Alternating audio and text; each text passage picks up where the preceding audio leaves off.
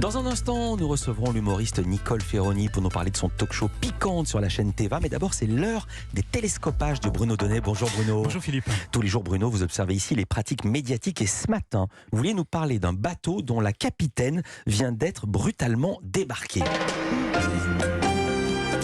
Oui, on l'a appris hier, Philippe. Figurez-vous que le navire amiral de Radio France, France Inter, vient tout juste de balancer par-dessus bord une animatrice qui tenait pourtant fermement la barre de son antenne depuis 40 ans.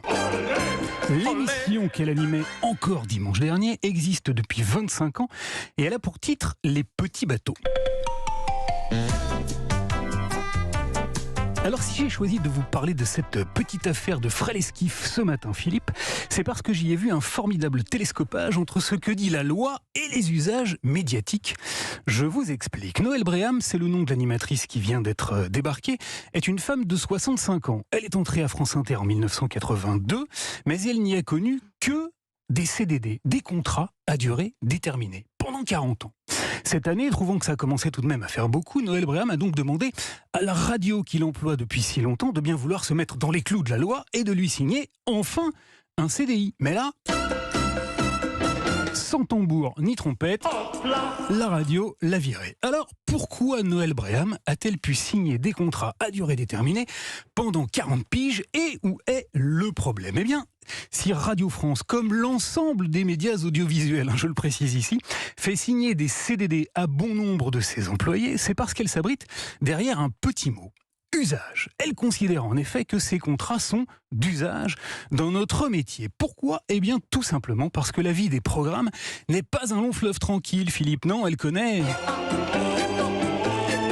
des hauts et des bas. Bref, elle est censée obéir à une saisonnalité, mon vieux. Voilà pourquoi, comme les cueilleurs de cerises, les vendangeurs ou les moniteurs de ski, les journalistes et les animateurs subissent des contrats extrêmement précaires, dits d'usage. Le hic, c'est que contrairement aux cueilleurs de Mirabel ou aux profs de beach volley, les journalistes travaillent toute l'année. Et même, comme le cas de Noël Bréham le démontre magistralement, quelquefois pendant 40 ans. Seulement voilà, leur contrat commence généralement le 1er septembre et il s'arrête le 30 juin. Pendant l'été, les journalistes sont donc en vacances. Enfin, pas tout à fait. Car savez-vous qui finance leur soi-disant congé ? Non ?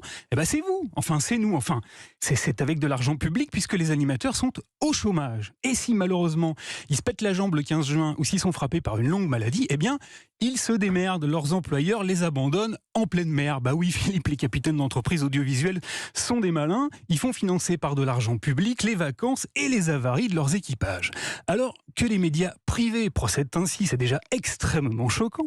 Mais lorsque c'est le service public de l'audiovisuel qui est placé sous la tutelle du ministère de la Culture et financé par de l'argent public lui aussi qui cède à ce genre de pratique, on a envie de dire halte là, car j'ai également oublié de vous dire, cher Philippe, que ces contrats dits d'usage, lorsqu'ils sont renouvelés trop souvent et qu'ils sont dénoncés devant les prud'hommes par les courageux professionnels qui en sont victimes, ils sont rares, donnent systématiquement lieu à de juteuses indemnités financées. Encore une fois, c'est pas de bol, dans le cas du service public, par de l'argent du contribuable. Alors voilà, Noël Bréham gagnait royalement entre 1100 et 1300 euros par mois pour faire son travail. Hier, la capitaine de France Inter, Adèle Van Rett, a adressé un mail à tous les collaborateurs de sa station pour expliquer que, parce qu'elle avait refusé de signer un 41e CDD d'usage, son maintien à l'antenne était juridiquement impossible et qu'elle voyait cette grande professionnelle partir avec regret. Eh bien, figurez-vous qu'il existe, chère Adèle Van Rett, un moyen assez simple de ne pas avoir de regret. Il consiste tout simplement à vous mettre en conformité avec la loi, à faire évoluer vos usages et à signer, après 40 longues années de bons et loyaux services, un CDI à Noël Bréham. Merci Bruno Donnet.